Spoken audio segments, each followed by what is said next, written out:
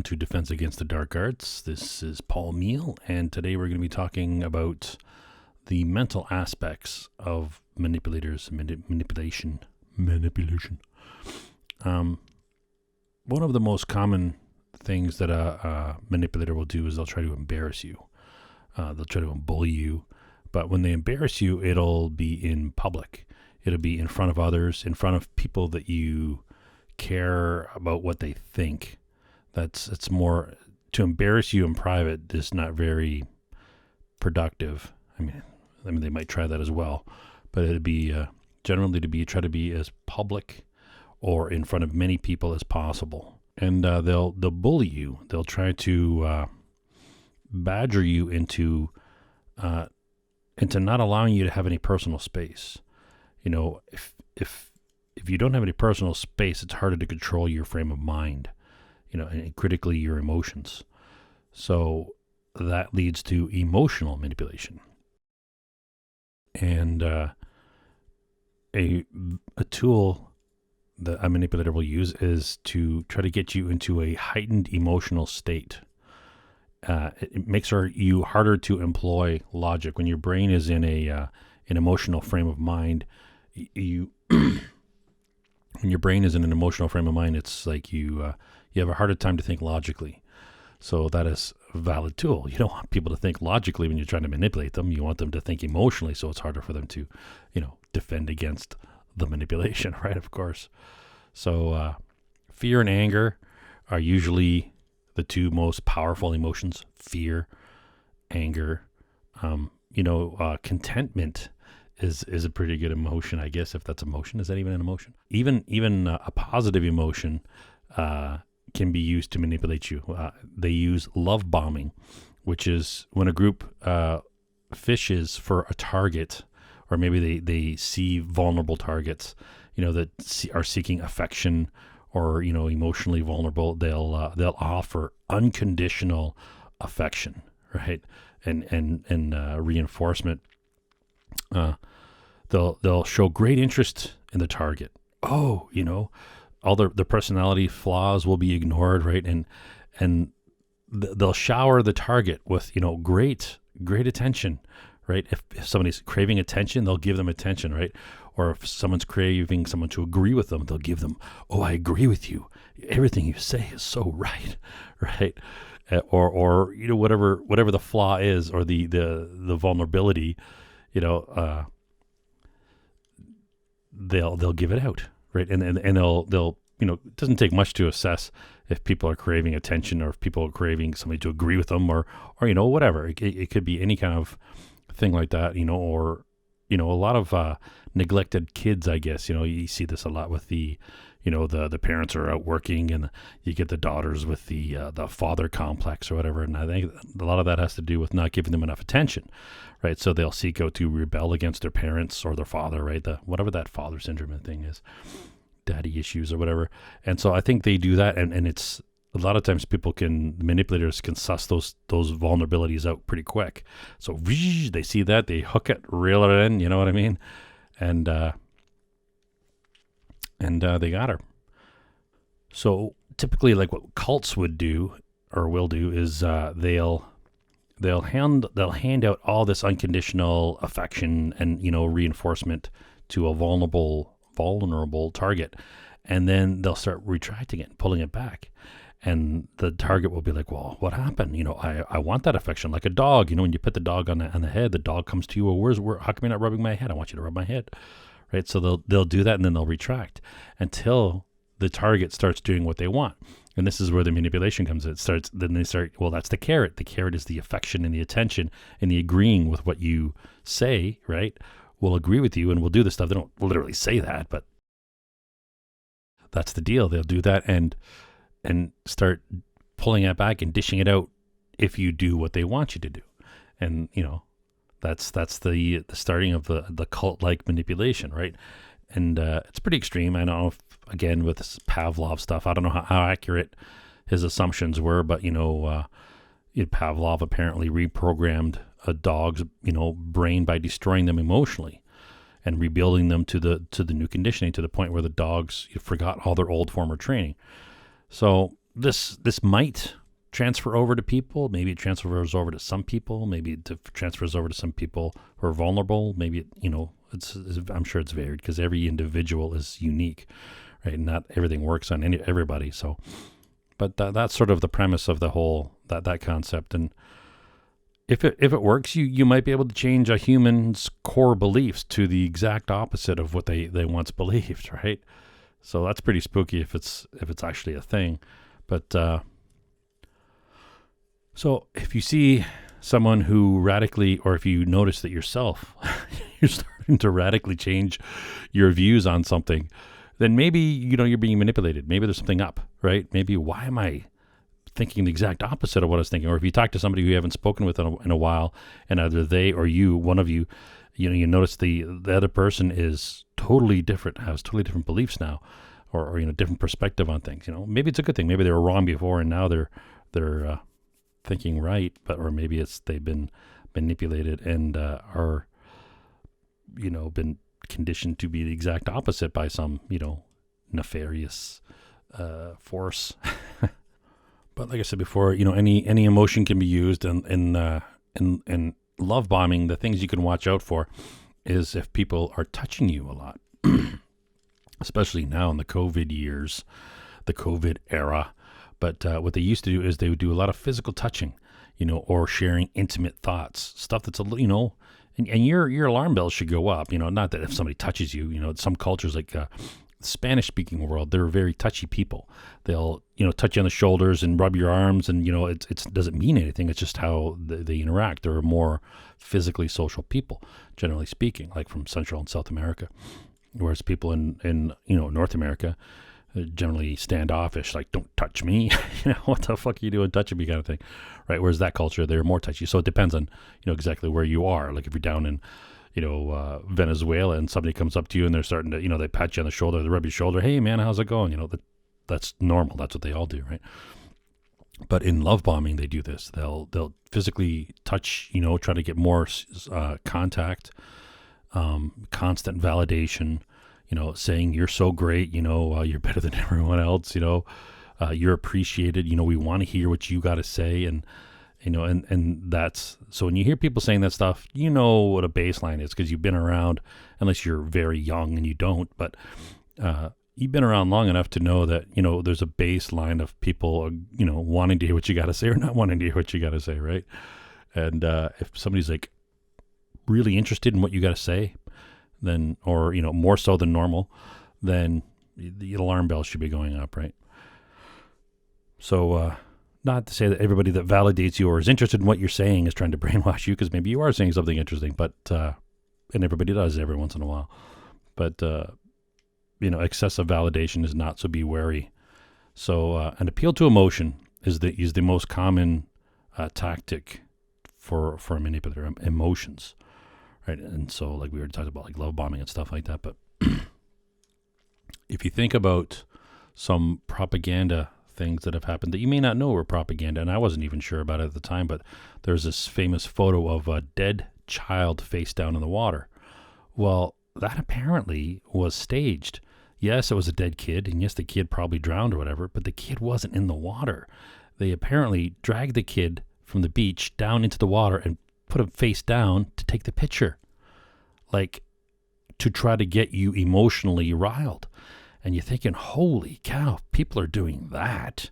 You know what I mean? Like it's desecration of human remains kind of thing. But if this is actually what happened, manipulators are pretty disgusting people. Like, I mean, there's good humans, and there's some really disgusting humans. And if that's the case, I mean, well, you could judge for yourself. Maybe you don't care. You may be like, yeah, drag a dead kid, throw it face down in the water for, to push my cause. That's a valid thing. Maybe in your psychopathic world, that is a valid thing. But if it is, you're a fucking psycho. Another thing is to think of like teachers' unions. Teachers' unions will always talk about, a teachers' union is there for who? The teachers. That's why it's called the teachers' union. And they'll often say, in their science, oh, it's for the children. Well, no, The teachers' union is for the teachers. It's not the children's union. They don't give a shit about the children. If the teachers want a raise or more time off, that is not benefiting the kids. That's just benefiting the teachers, because that's what the union is doing. So for them to say anything other than what is true, they're liars. For the children. I find that offensive when I see teachers' unions, or they're marching, oh, we're out here for the children.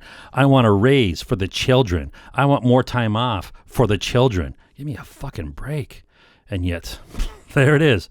Pretty obvious on the face of it. And all these people are like, oh, the teachers are so good. Oh, we've all been to school. We know there's some good teachers and there's some shit teachers. But I mean, Jesus Christ, to lie and manipulate, like that is wrong.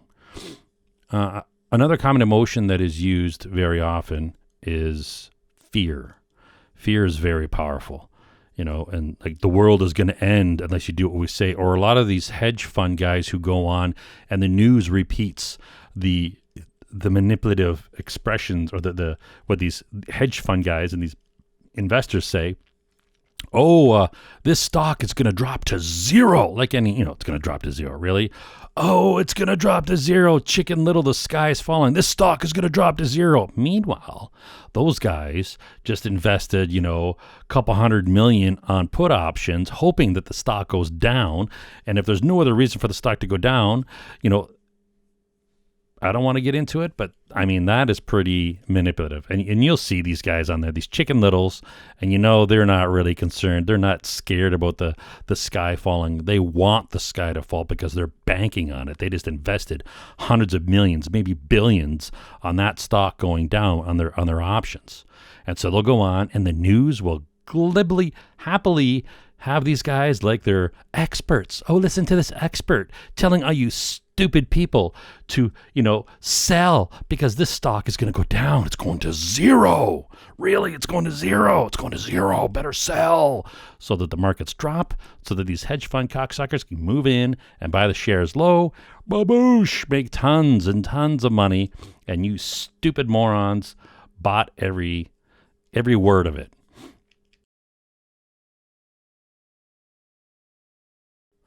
So along with, appeals to emotion, which is a logical fallacy, faulty reasoning, another common fallacy used by manipulators, I've talked about this before, but this is like probably the most common one you'll see in a lot of different places, is the false choice, the either or, the black and white. They give you two options, implying that there are only two choices, when in fact there could be a million different choices. It could be a whole different varieties. And that is so common. Like, which political party do you support? That's a good example. Well, maybe you don't support any of the political parties. And maybe if you're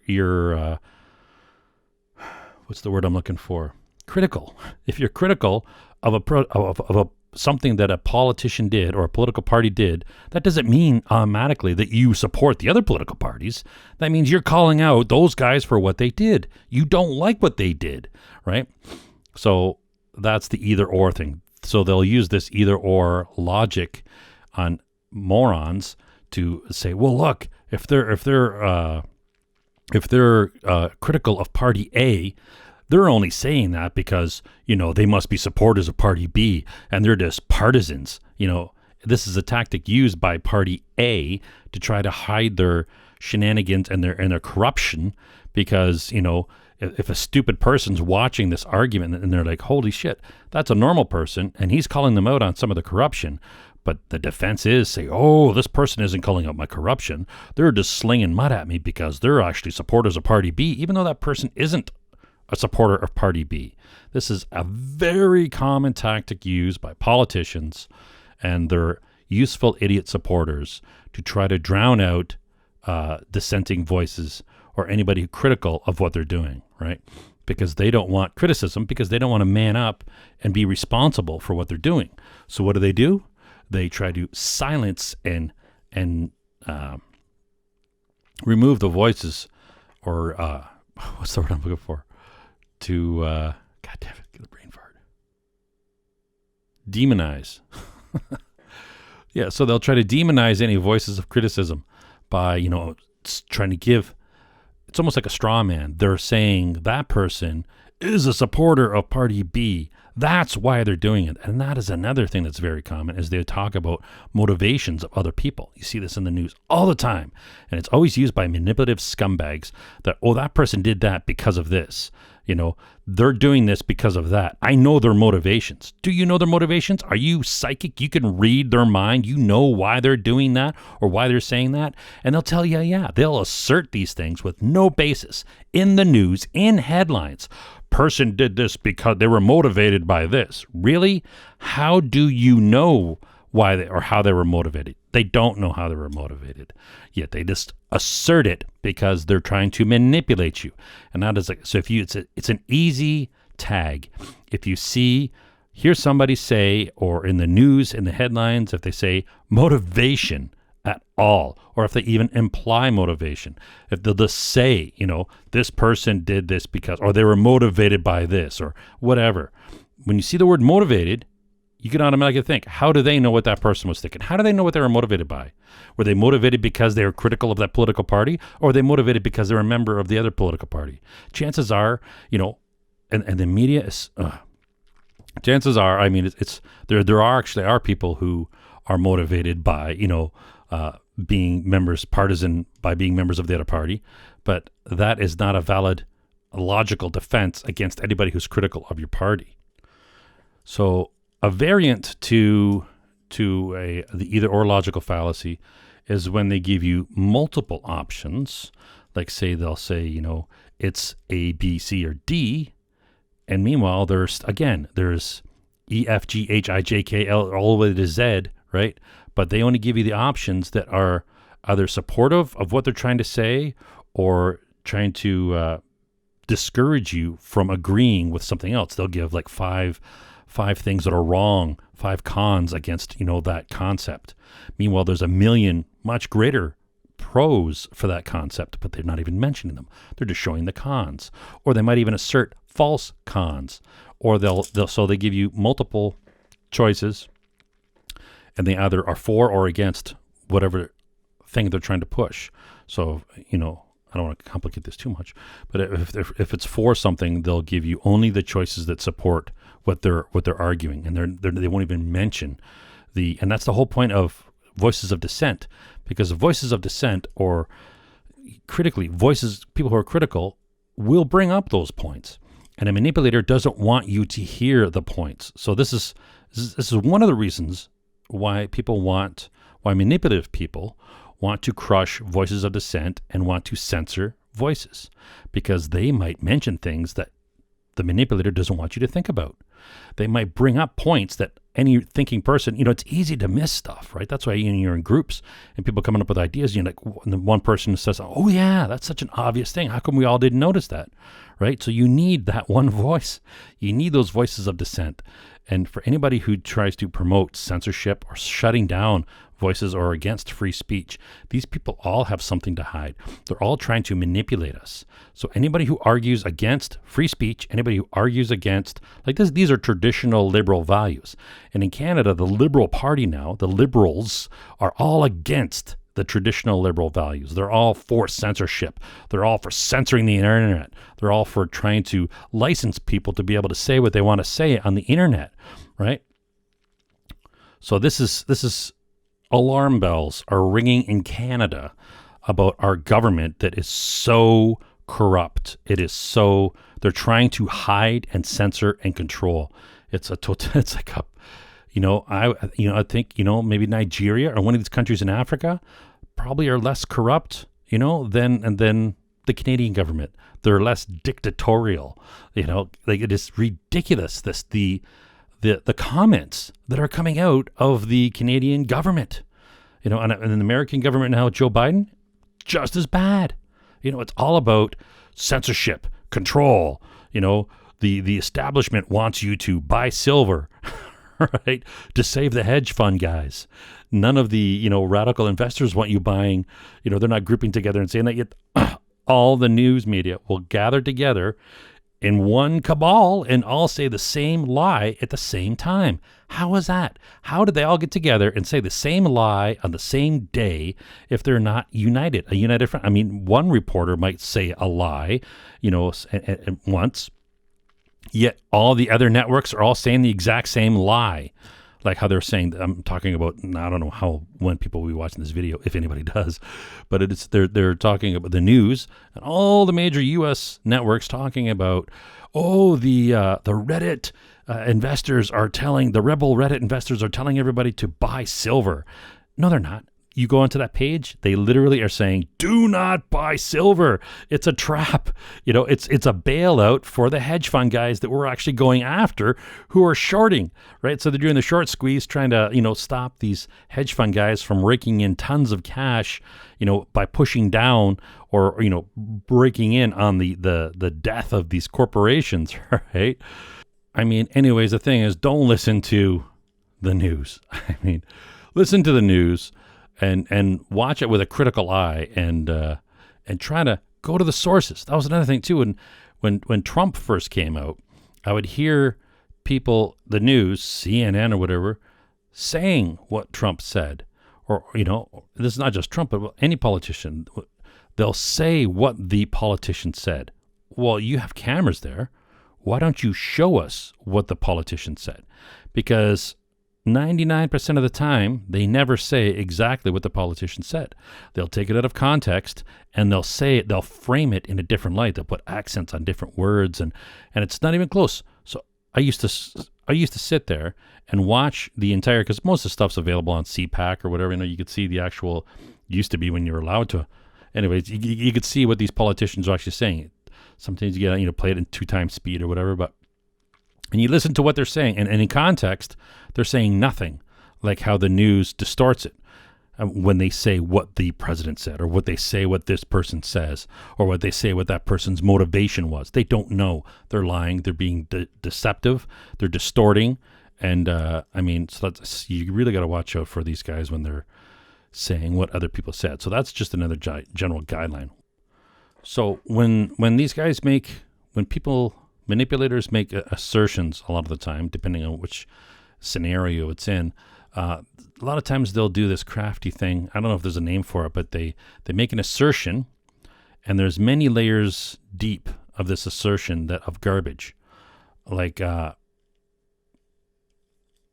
try to get you to argue on a higher layer of crap. So they'll make an assertion, that you gotta unwrap, right? You gotta do a deep dive. You gotta dig into it because there's actually 5 layers of assertions built on top of each other that are all wrong and it's all deceptive. So then at the very last one, you're arguing the top one. Like you think about like South Africa, what happened there with the Gupta brothers.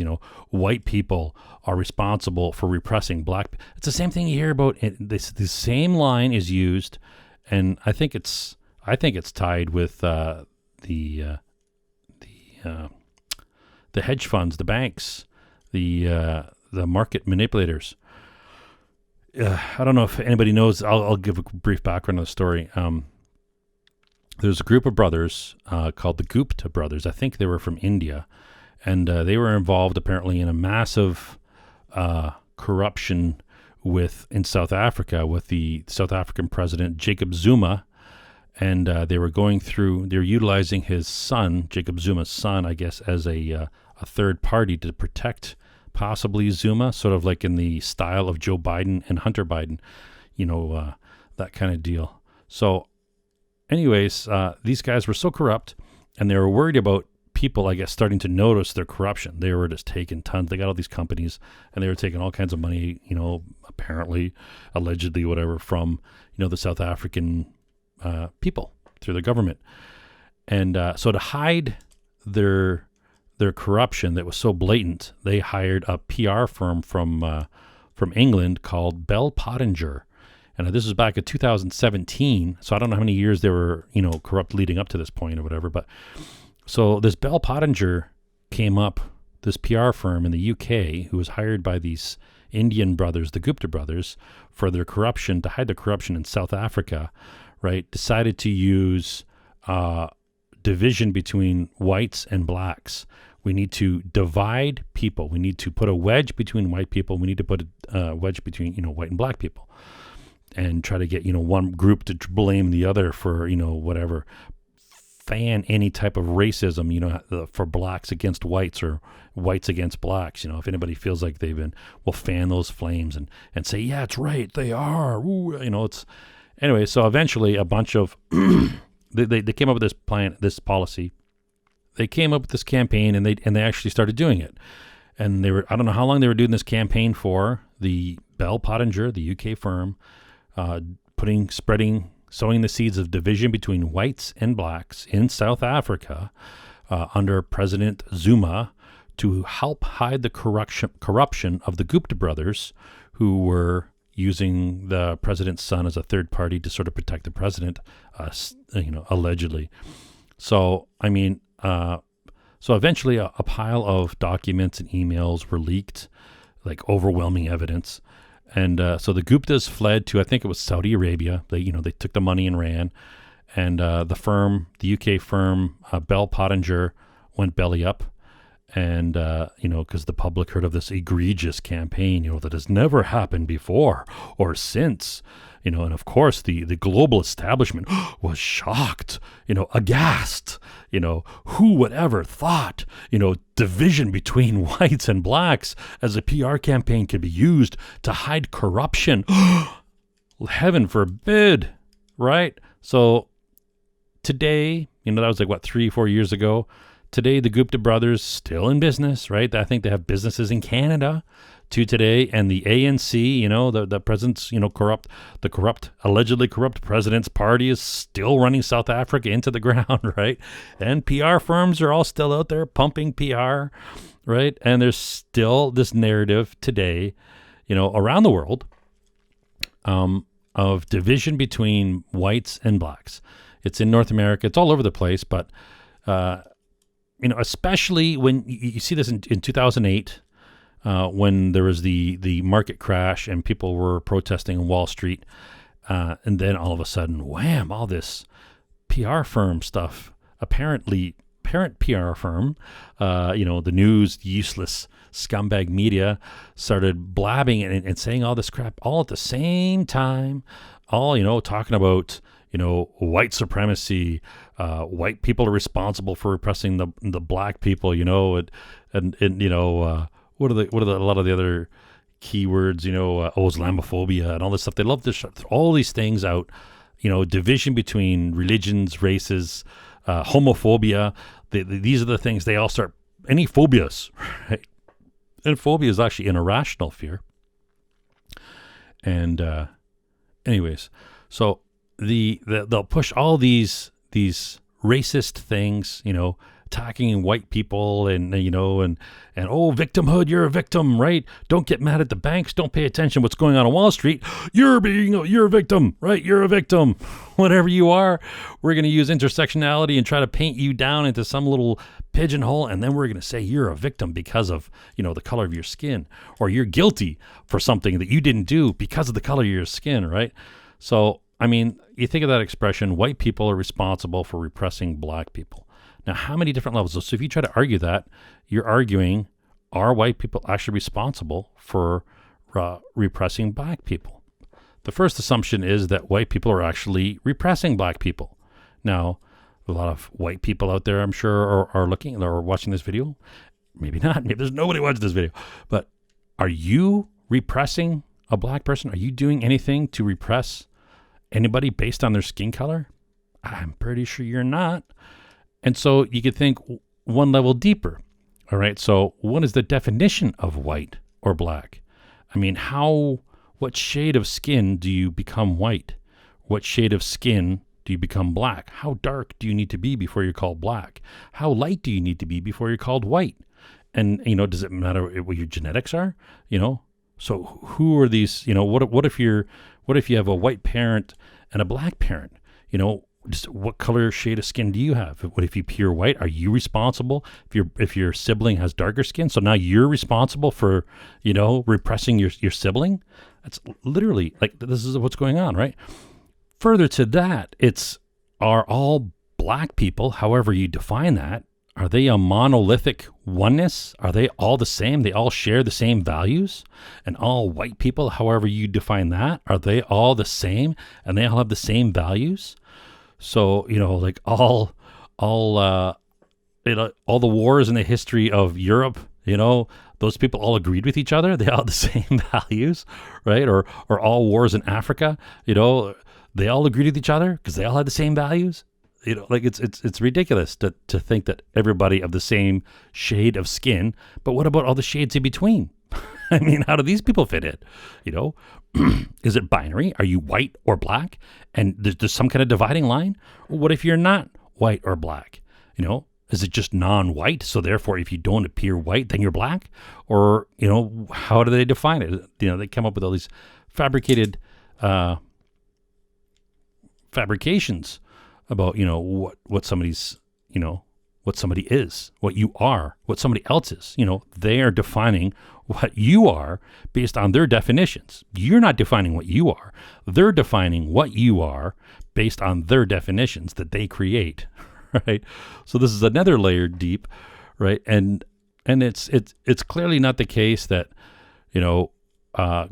people are monolithic collectives. You go to, you gather, a million, well, they're saying all white people. So you gather all the white people on the planet, or people with lettuce shade, however you define white people.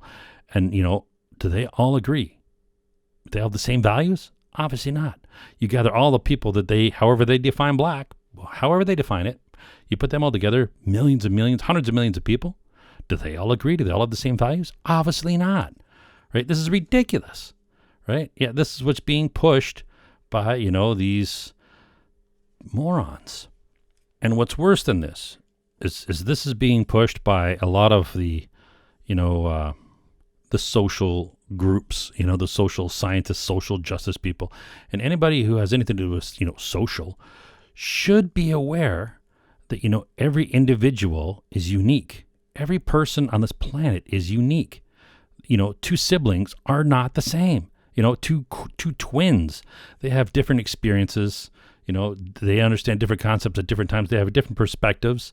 They are different people. They're unique, right? Every human is unique. Yet, for some reason, they want to pile people into collectives and say they're all the same. Yet they know they're not all the same. So they must be experiencing some kind of a cognitive dissonance going on there when they realize, when they argue, everybody's unique, every person's the same. But then there's a special asterisk when you talk to these people, because they're so irrational and they're insane, is that, okay, so my battery died there, so I had to restart here. So what was I talking about? A lot of people don't want to be responsible for their own bad decisions, and it's easy to manipulate those people into blaming another group for whatever's going wrong in their life. Hitler did this, right? And a lot of other people will do this. They'll say, blame them, blame the the group, right? Blame that collective for what's going wrong in your life. If you're black, you're living in Chicago and you got problems, blame that white farmer from northern Canada. He's responsible, right? That's literally what Hitler did. Well, he didn't say farmers in Canada, but, if you got something wrong in your life, blame the Jews. That was Hitler, what he's doing. And these people are literally doing the same thing, but they're replacing white people for Jews.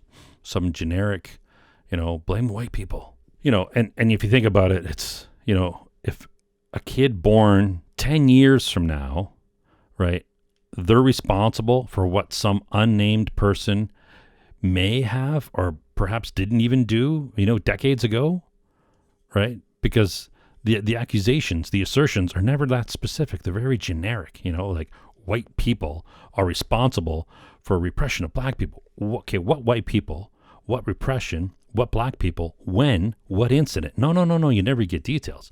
It's always generalities.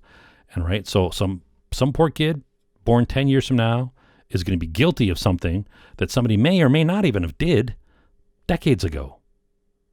Like, think about that, literally. Some kid who has not even been born will be responsible and guilty of something that may or may not have happened.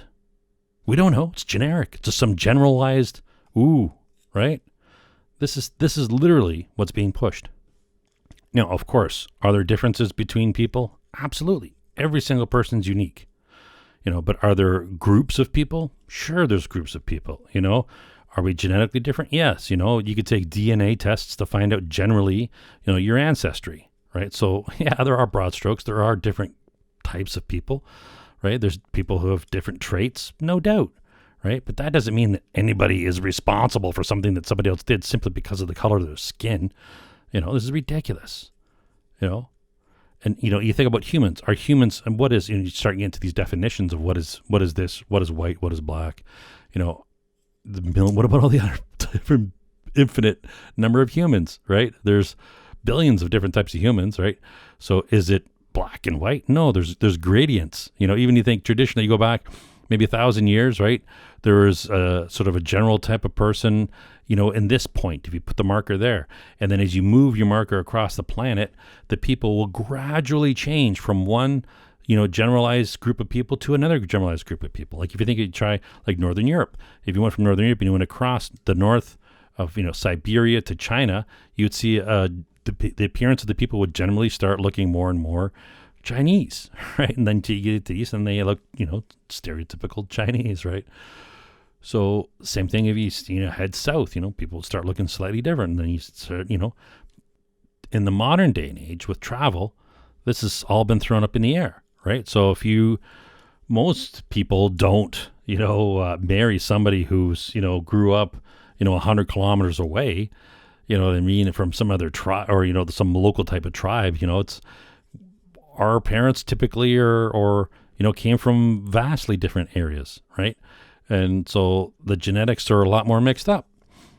And so now this whole concept of calling people white and black, well, who are these people coming up with these definitions, right? These are the racist, woke bigots who are trying to divide people by whatever category they can, be it race, gender, now sexual orientation, all this stuff, any kind of subdivision that they can come up with. They're going to pigeonhole, put people in those groups, and they're going to say everybody that fits in that group is the same, and they are equally oppressed or they equally oppressors, right? This is ridiculous. It's, especially at the same time, they're globalists, pushing this whole thing, the contradictions are through the roof. If you think, should a person's DNA be relevant to them being guilty or innocent or repressed? No, obviously not. Your DNA is not relevant, right?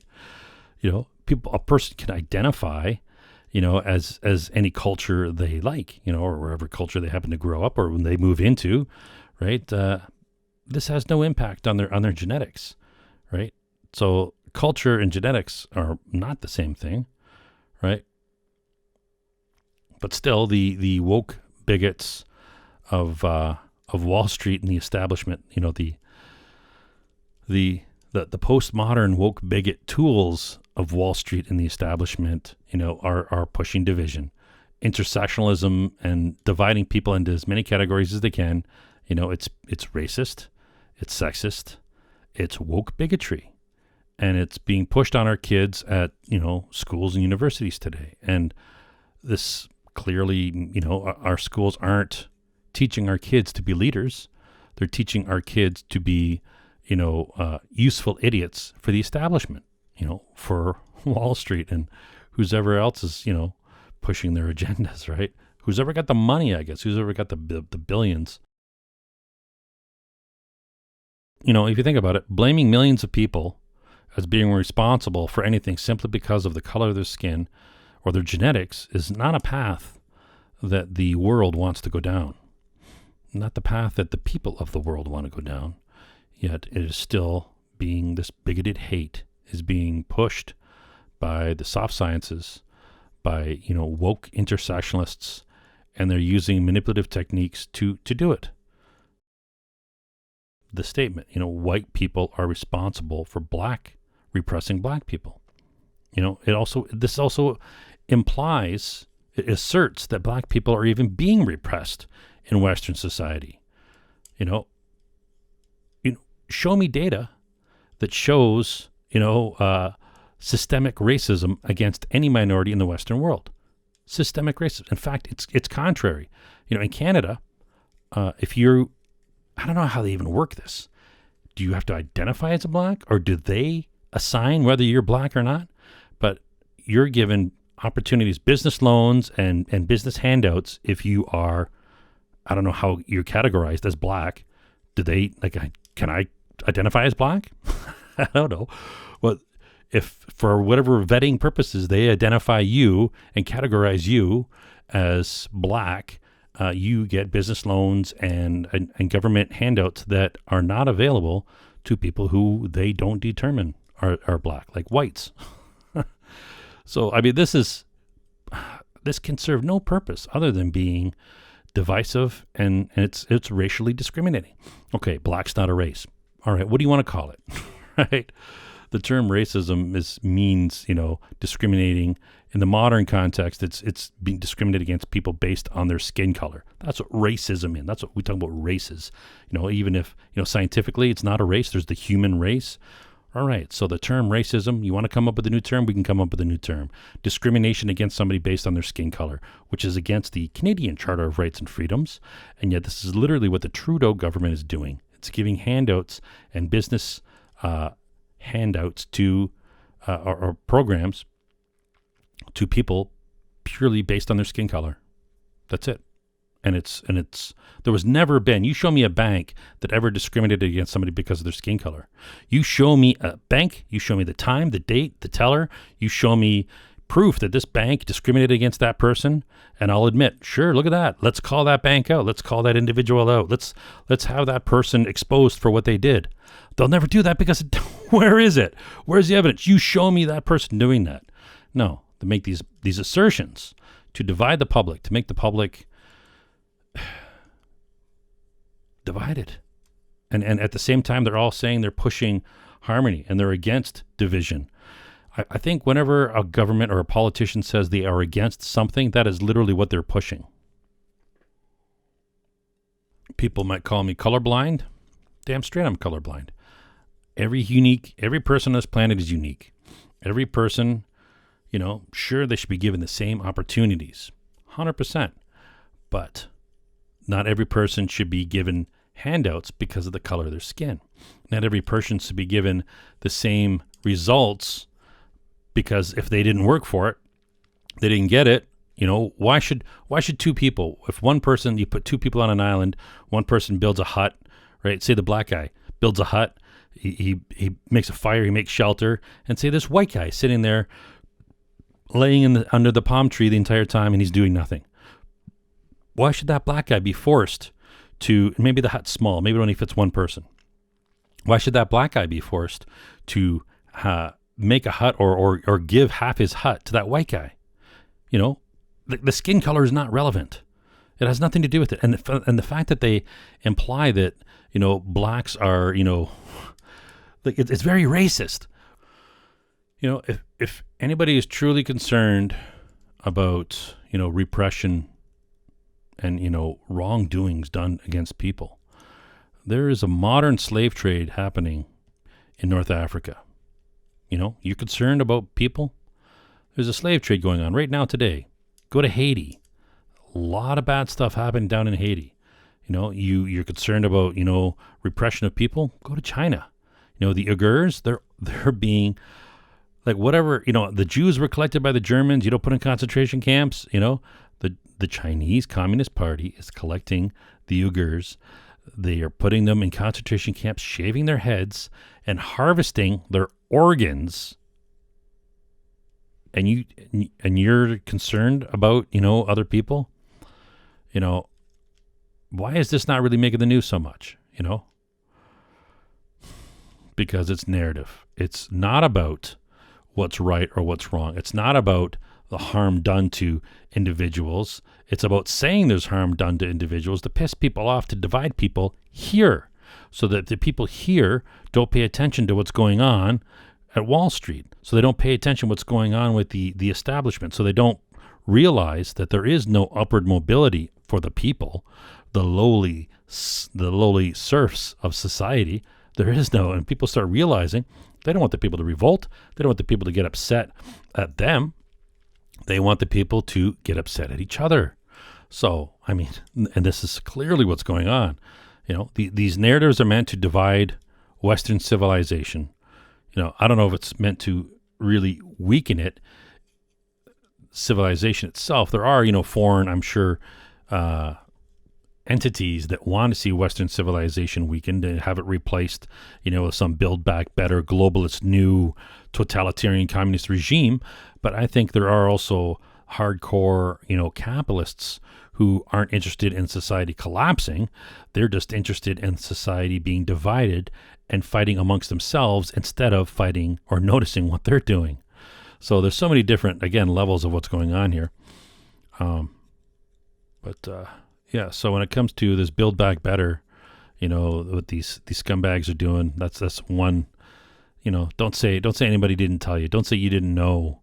You can Google, the United Nations. You can Google, all their different plans. You can Google build back better. You can Google their the Great Reset. Just Google the Great Reset and see from the official sources. Don't listen to the news, because the news is calling it a conspiracy theory. Yet at the same time, if you don't say it's a bad thing, then they're like, oh yeah, this is such a noble thing. We get to build back better. We get to rebuild our society. In order to rebuild your society, you need to destroy it first. Nobody seems to be addressing that. All right, so I've gone off on a tangent here. So let's get back to manipulation. So what manipulators will do is they'll degrade you. They'll attack your self-esteem. They'll try to make you feel small so that you don't have any confidence to stand up against them. They don't want you to be a voice of dissent. Voices of dissent are the enemy to manipulators, of course, or anybody, period, that's it. Voices of dissent. So voices of dissent are so very powerful. We need to hear all the voices of dissent, even if they're wrong and they're crazy. Okay, fine. You can assess that but we need to hear them. We cannot silence voices of dissent, because, if somebody's being manipulated, say you go to somebody's house, say your sister has an abusive husband and he's saying stuff to her. He doesn't want you to tell her, hey man, this is wrong. This is, because he wants to keep her, her self-esteem down. He wants to keep her, from questioning what's going on, right?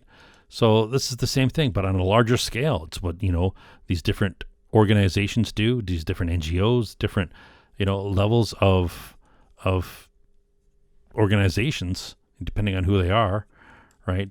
They want you to not have any self-esteem. They want you to feel small. They want to attack you, right? They want to make you, think you're worthless. You're stupid. Look what you made me do, man.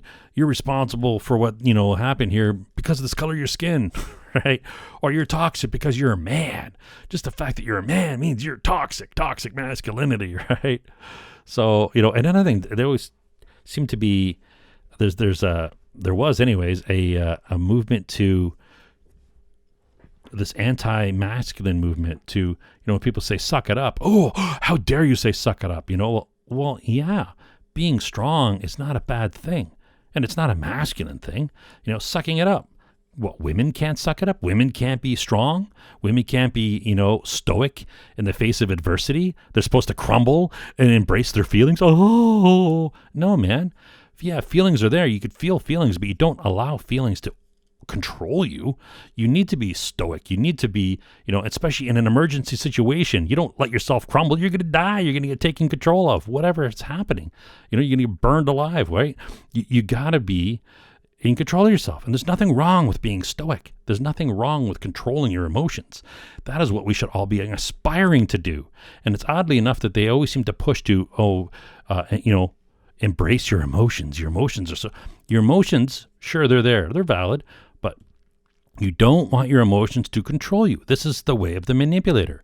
You don't want to allow your emotions, especially in a situation. If you feel emotional about something and in the heat of the moment, try to suck it up, get control of your emotions, and then deal with the situation. If you want to be emotional later on, go be emotional later on. Totally cool with that. Whatever, do what you got to do. But there's obviously nothing wrong. And in fact, that's what we should be doing, is sucking it up, getting control of your emotions, because The manipulator wants you to be emotional. They said the exact opposite of what is best for you. And what is best for you is to have control of yourself and have control of your emotions.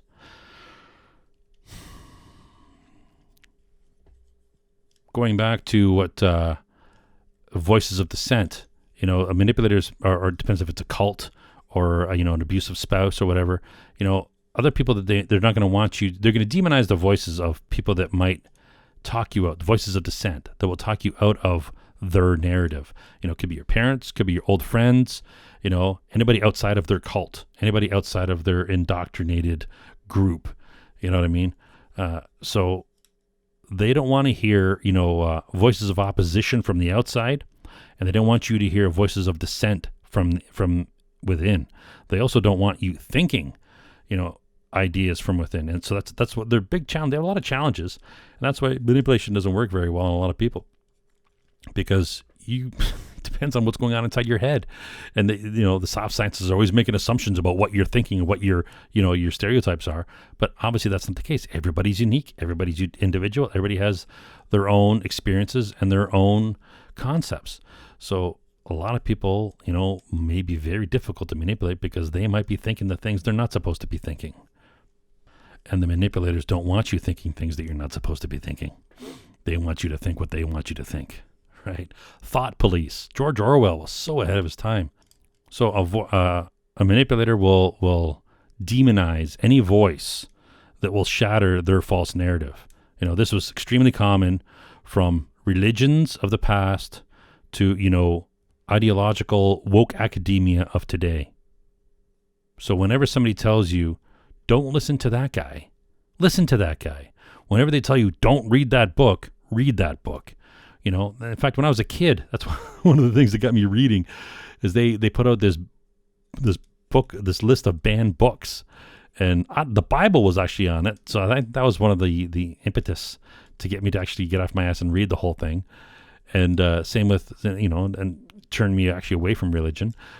And same thing with I read Mark Twain. Every book Mark Twain wrote, I read because he was on the list. I read so much stuff that was just because it was on this banned book. Now, maybe they were trying to manipulate me into reading the stuff they didn't, that I normally wouldn't have read. I don't know. But, Mark Twain's a laugh, There's a lot of, I think there's even some Shakespeare. I can't remember. There was a lot of stuff, man. I think, was it Conan Doyle I read all of Conan Doyle. Like so many, what's that, all those old British writers. I read all their stuff. Not all of it because there's so many of them, right? But, Kim and was even that French guy there, 1,000 Leagues Under the Sea? I can't remember if he was on there. I don't know. I read a lot of this stuff, but these were all, there's a big list of banned books. So my suggestion is, if somebody tells you not to read somebody, you are a functioning human being. You have the capacity to discern for yourself and make your own decisions. You don't need other people to decide for you what you shouldn't read, what you should think, and what you shouldn't think. Who are they? What makes them any more special than you? You are just as, reasonable, as logical. You are just as valid as them. So if you want to read something, you read it. Don't let other people tell you what to read, what to think, right? Make up your own mind. Suck in all the information, digest it, make up your own. You're not going to agree with me. That's great. No two people are going to agree on everything. That's the way it's supposed to be, right? Not everybody agrees on everything unless there is, some, overwhelming evidence that proves something, right? But then, even then, the masses can be fooled and manipulated into believing, things that they're wrong. People talk, well, Germany again. Yeah, look at Germany in World War II. Look at the public. The public was all fed so much propaganda, right? So mass amounts of people can be fed lies and believe it.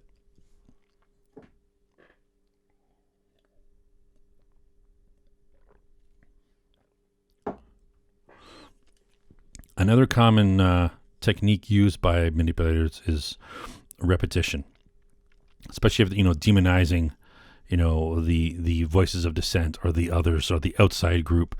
They will use repetition. Who said that? It was say something loud enough and long enough, and people will begin to believe it.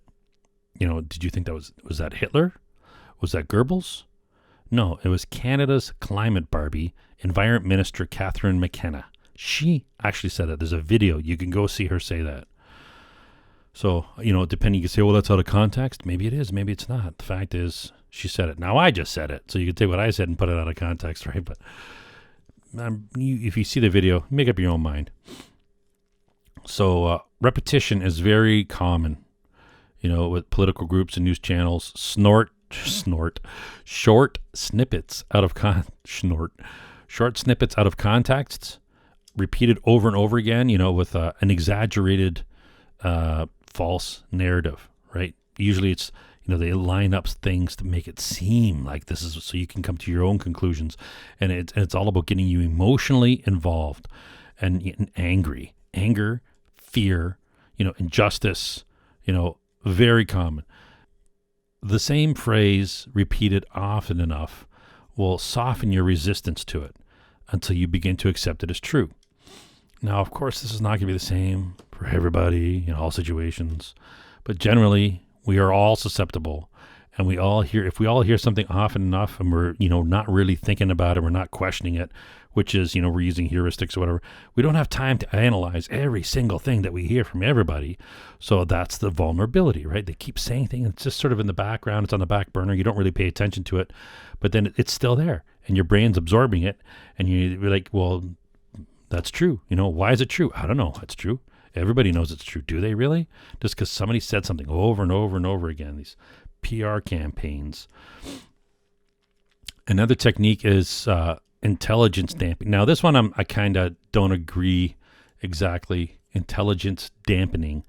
I do agree with the one aspect. The first, I'm not even going to say because I think it's kind of bogus. It's all about, giving you short snippets to weaken your, to train you kind of crap. I don't know, it sounds like kind of bullshit to me, but I do agree with the second half of it where they provide you with a vast amount of information in a short period of time that's overwhelming you. And it softens you, and it depends, again, if time is critical. If there's not enough time for you to really make an assessment of what's going on, and they're flooding you with all this information at such a speed, they're softening you to you accept whatever they're telling you to think, right? Because it's so much information. Just give me the summary. What is this good? Is this bad? What's going on, right? Because I'm overwhelmed with all this information that you're giving me this short period of time. Just tell me, is it good? Is it bad? What's the executive summary of what's going on? And that's what they do. And the thing is, it's intentional for them to overload you with too much information, So if you feel that somebody's bombarding you with a flood of information, like maybe a mortgage specialist or real estate agent, some of these kind of scumbags, if they're flooding with too much, don't think about it, or a car salesman, we're going to give you this, we're going to give you that, what are you going to do? They're going to blast you with all kinds of stuff. Of course you should always sleep on any kind of big decision. So you should take whatever information they're giving you, have it written out, bring it home, analyze it, maybe have, a financial person overlook it, a lawyer or whatever, these are the ways that you should be operating. You should never be rushed into doing things, but the intelligence dampening, the flooding, the data overload is a tool that's used by manipulators all the time on all different kinds of levels. Now, I'm not saying, well, I am actually, there's all different kinds of levels of people that do that. Could this be, is it unintentional? Does that ever happen? Unintentional? Does anybody ever give you too much information? Maybe. I could picture a fat computer nerd, in MIS, showing up, you didn't do this right, you're such an idiot because you're not a nerd like me, right? So they might flood you with all kinds of useless information about the drivers and, who knows what, right?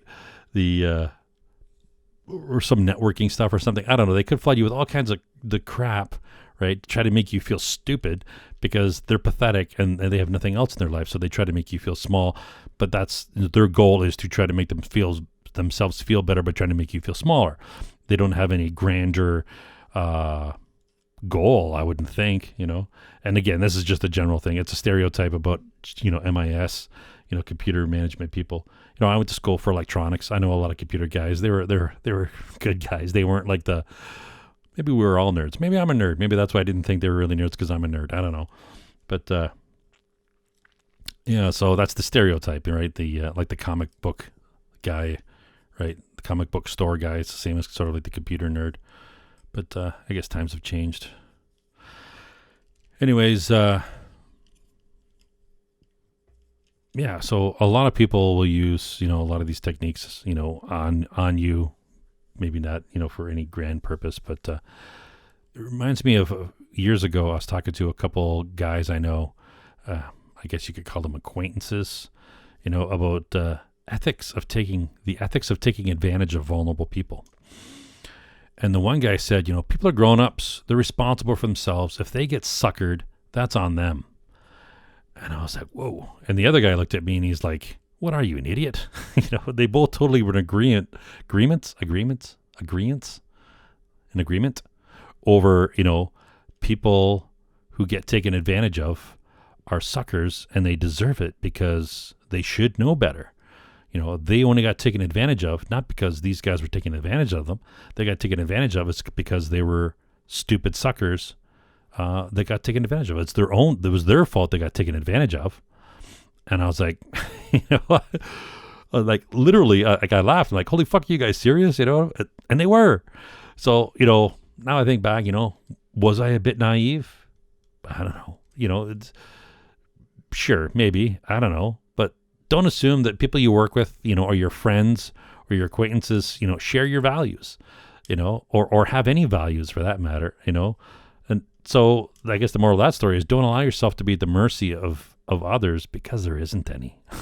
The veil of society is paper thin. I didn't think these guys were like that, but and it's interesting when you have conversations with certain people, you're like, whoa, maybe the people listening to this video will agree with them and think, yeah, of course, people, if you take advantage of them, it's their fault. It's not your fault for taking advantage of them. I don't know. So another concept that manipulators will use is inception, planting an idea in your mind, just like the movie. It's ridiculously easy to implant an idea in somebody's mind. In fact, it's actually tough to avoid putting ideas in other people's mind. You could give alternatives. You could give alternatives to what you want. If you're a manipulator, you give an alternative that is crappier, right? You just give a bunch of alternatives. So you want them to do whatever. You want them to go over there, right? And you could say, well, if you don't go over there, there's this alternative, and this alternative. They're all worse, right? The best option is to go over there, but they might not mention all the other alternatives that are even better, or staying where you are, right?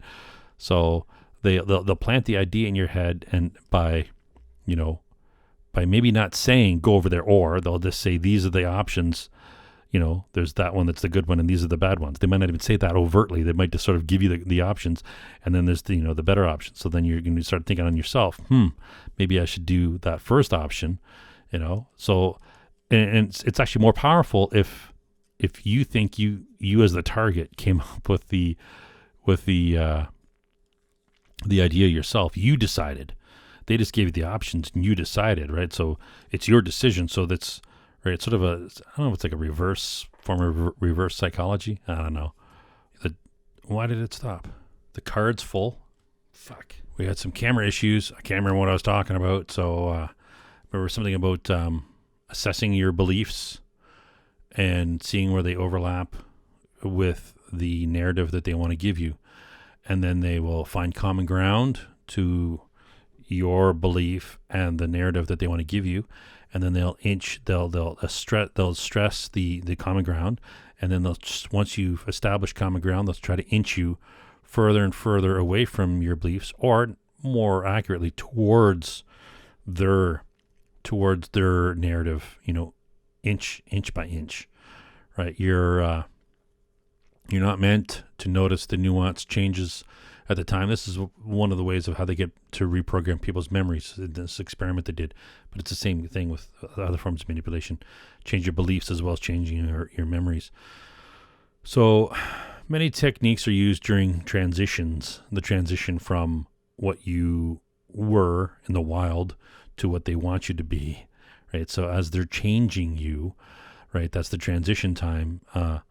They'll assert false ideas, assume facts as well as logical fallacies, as well as physiological techniques. There's a lot of things they can do with depending on the situation. Like if you're in a gulag somewhere, they're going to be doing a lot of other stuff as well, right? The manipulating your physical state, right? Hunger, getting you tired, right? All these other kind of things, right? To weaken your mental defenses against what they're trying to do.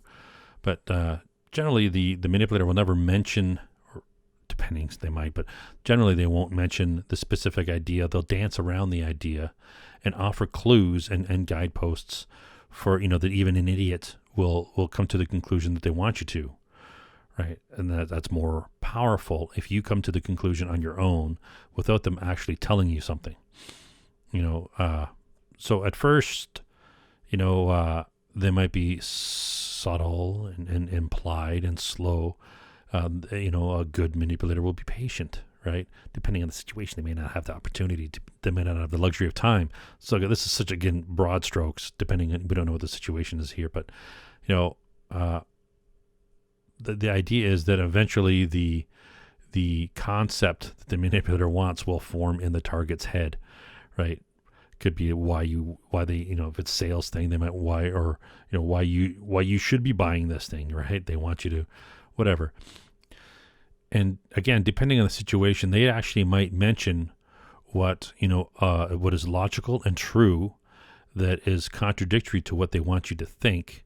If they feel that if you're going down that road, right? If they see doubt in your eyes, and they might say, well, only there's this concept here, that they're not going to say that you might be thinking, but they'll be saying, that bad people think this, only bad people think that's a bad thing. You shouldn't be thinking that.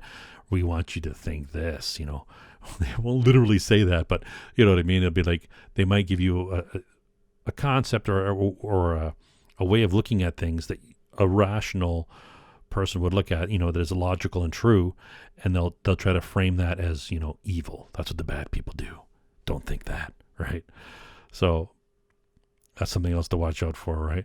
So, obviously not everybody's a mind predator, right? But once you start looking and realizing certain narratives that don't make sense, you know what I mean? If you start actually questioning it, well, what's the full story here? What is, you'll see it a lot more. And if things don't make sense, what they might do is they might give you just little bits of information so that you fill the gaps with your own assumptions for it to make sense, because our brains want things to make sense. So if there's something that's wrong, if you heard all the facts and you say, wow, that's wrong, they might just give you a couple bits out of context leading towards, well, they must have meant this. That must have been because of that. That must be because of that. That's what would make the most sense to me, right? So you fill it with your own values, right? So a lot of times it's within the manipulator's, best interest to not give you the full story. In fact, when is it actually within their interest to give you the full story? Never, right?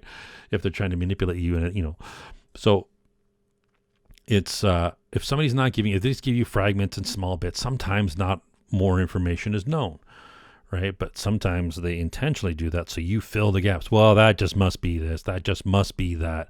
I'm going to assume that. That's what they want you to do, to assume it, because everyone's assumptions are different, and if everybody fills it in with their own assumptions that fits their own values, they don't even have to say it. They just give you a sprinkling. That's an aspect of being a good writer. If you want to write a book, not to say that I'm a good writer, but I've read books on how to write, and the idea is to not pin things down too definitely. You want people to use their own imaginations to fill in the story, right? To fill in the setting. You don't want to, give total, descriptions of everything down to the button on their shirt, right? Then there's nothing left for your imagination. And it's not as personal. It's not as, personal to that person who's reading the story. If they have to fill it in, then they're going to be using references from their own life, which is going to make that book touch them on a deeper level, right? That's more personal to them. So that's sort of a secret of, being a good writer, is having that technique. So a manipulator, will do these same techniques as well, right? Yeah. So again, to summarize a little bit, the thing to watch out for journalism is unfounded just assertions. They just say things, and they'll say like motivations. That's a major one. If they say they were motivated by this, Well, unless the person says, they should show a video of the person saying they were motivated by that. In that case, I'll say, okay, that's what that person says their motivation was. But if a reporter, a third party, is making wild assertions about their motivations to try to push a narrative, it happens all the time, every day. You turn the news on, you'll see that. Or repetition over and over and over. Now I know the news cycle, right? But sometimes they'll stress certain stories. And in the world, there's billions of people. So there's billions of stories happening every second. Yet they'll pick certain stories over and over and over again that fit their narrative. So, I mean, if you have a basket full of multicolored balls and you pick out just the red balls, and you show everybody the red balls, they'll say, wow, that basket's just full of red balls. No, it's not. The basket's full of every color ball there is. But if they're only showing you all the red balls, and that's what a lot of the times they do, because they can distort the news by the stories they tell you, by choosing which stories they tell you and which stories they don't tell you. And they don't tell us a lot of stories, because, I mean, you can go and you can find information in some obscure local newspaper somewhere that doesn't make it into the, why isn't this? This is a big story. You know what I mean? All kinds of stuff. And I think that's one of the reasons why they want to sort of shut down the internet. Right? They want to control the narrative on the internet. So, the goal of actual news is supposed to be to inform and enlighten people by giving them the facts in context. Now, with framing, they can't give you all the information, but there should be an honest attempt. And I don't think that's happening. I think, in fact, the very opposite is happening, is they're intentionally taking things out of context and distorting them to push a false narrative in order to deceive you and me, right? You think about, same with teaching. The goal of proper education is to teach us how to think, not what to think, right? Now, that's one thing. I had this history teacher, Mr. Owens. I had a lot of respect for this guy, but he would teach us stuff like dates. On this day, this happened. This day, this happened, right? So that's a bit of, what to think, right? I don't think he was trying to manipulate us. In fact, the opposite is true with that guy. I tried to pin him down on how he voted, and he wouldn't give an inch. He said, you need to decide for yourself, how you vote. You shouldn't even let me influence, your opinion on, which way to vote, right? So even as a young idiot teenager, he earned my respect, and I doubt there are too many teachers out there today. Maybe there is. I mean, I don't know, but he was unbiased, impartial, and professional. But he did also teach. I mean, how do you teach history? I mean, a lot of stuff. This date, this happened. This. I mean, how can you get around that? I mean, you could have more interesting narrative, But if the information's not there, it's just not there, right? We don't know what happened, so you can only give the facts that you know. Yeah. So if you think about, a lot of this might just be harmless. Advertisers. Oh, it's harmless for advertisers to, do their little, persuasion. Isn't that cute? Well, you think of the impact of the diamond industry. Was it De Beers or one of those guys that came up with, you need to pay, what was it, like 4 months salary, for an engagement ring? This is the result, 100% of an ad campaign by a diamond company to make you buy diamonds. So it made the women think, hey, he should be spending that much money on me. And it made the poor schmucks thinking, well, I got to spend that much money, right? How does a diamond help the woman receiving the ring? She can get a ring. It's a symbol. Does it have to have a gigantic fucking diamond on it? Well, according to De Beers, it does, because if you have a giant diamond on it, then they're getting more money, right?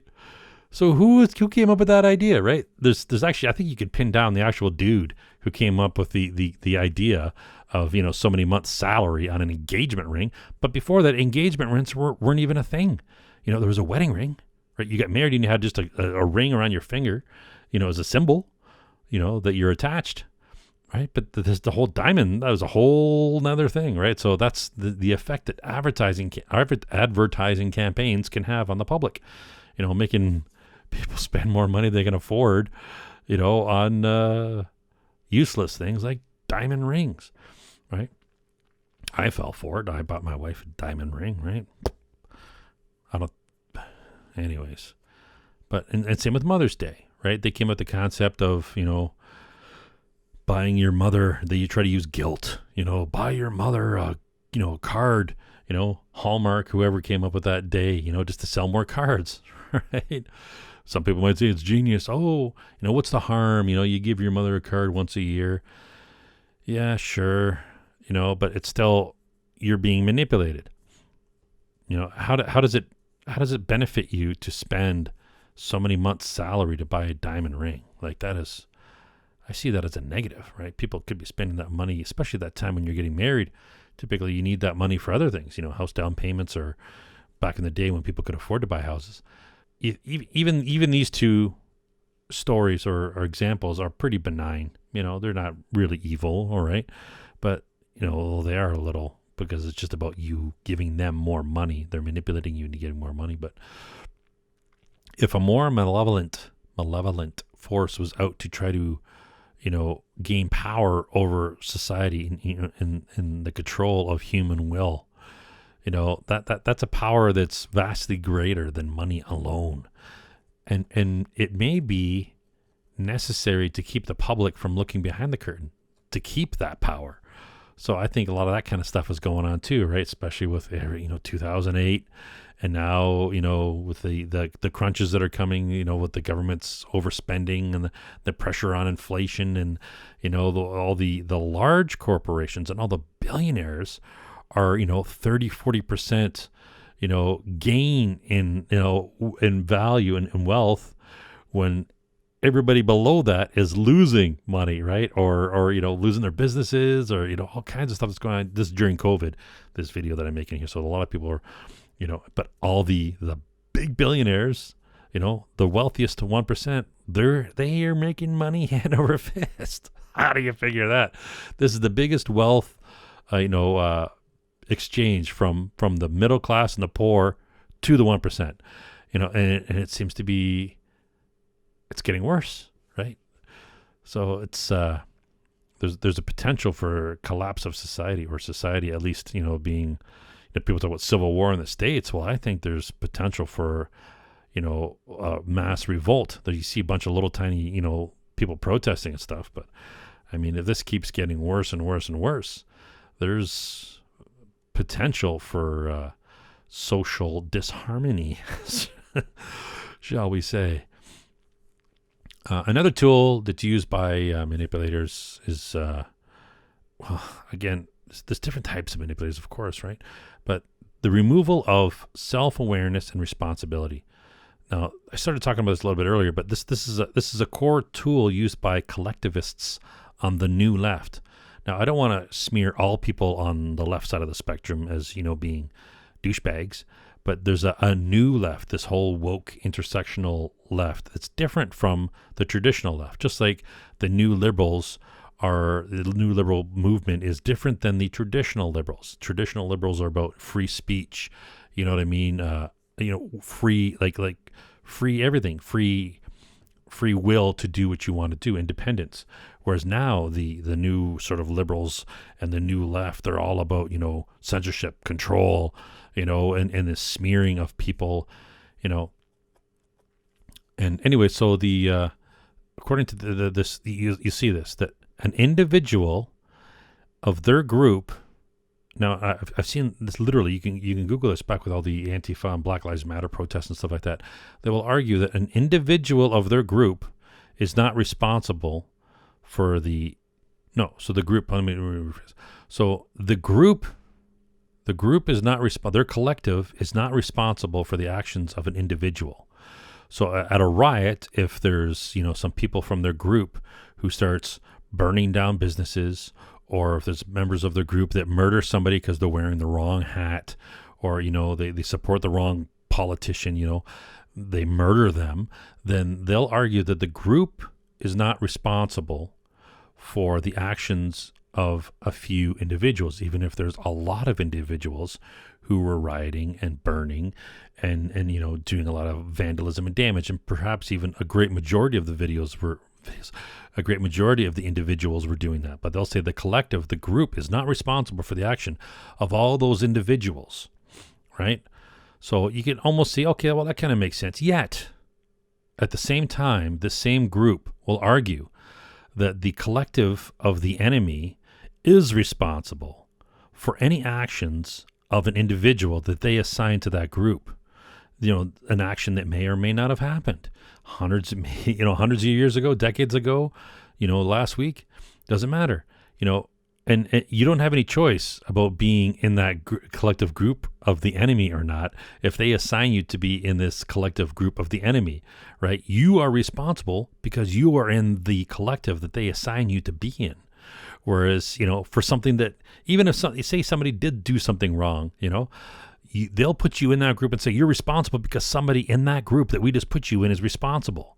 Yet they'll argue that their group is not responsible for what 70% of their people actually did during riots. This is you have to see how this is logically insane. They're they don't hold the same standards for other people. So it's a removal of self-awareness. They are not self-aware and trying to shirk all responsibility. Now, could this be, pathetic juveniles? Sure. Fucking battery's going down again. That's really quick. All right, so hopefully we can get this up before the battery dies. So another technique that the manipulator will do is they'll tell you that your instincts or your reasoning is wrong without, going into how, the reasoning is wrong, because they don't like talking about reasoning. They like to talk about just vague generalities and emotions, right? So they'll say, don't trust your gut, we know better, you can't know, right? Even though we've never met you, we know more about you than you know about you, because of our woke, bigoted stereotype. You need our wisdom to guide you. You're either part of our collective, for what we stand for, or you're the enemy, And I think they use is loaded language. I love how they do this all the time in the Orwellian fashion of opposites. Like they'll label a group the opposite of what it actually is, like the anti-fascists. Yeah, so they'll the anti-fascists are hardcore fascists. They use violence for a political end. Yeah, sure, they're left-wing versus the traditional fascists of Italy that were right-wing. What's the difference? They're globalists. Whereas the traditional fascists were nationalist. But other than that, they're the same thing, man. They're using violence for a political end. They're totalitarian. They do not tolerate voices of dissent. So this is the new fascism, right? So they are hardcore fascists. And anti-racist groups, are actually bigoted racists, basing all their judgments on stereotype, or the United Nations, the human rights, right? They literally, they've raped so many vulnerable women and girls, or sexually exploited them, for exchange for food and support in these in desperate scenarios. This is it's happened in Haiti, the Congo, Central African Republic, or the African Union has done this in Somalia. But it's so bad that the UN has established a trust fund and programs, for psychological care for victims of children fathered by UN rapists. Think about that. The UN has a program for children who were fathered by UN rapists. That's how, and the UN is, the UN human rights, they're such a good, yay globalism. These guys are going around raping young women and girls, or, sexually exploiting them in exchange for food or support. Hey, I know your village was just destroyed, but, if you want to survive, you want some water and food, you better come over here and, do the dirty with these soldiers here. This is the United Nations. Good grief. Yay globalism. So on that note, I think I'm going to do my next video on physical abuse by manipulators, thought stopping, inoculation, radicalization. So like, subscribe, or leave a comment. Take care. See you next video.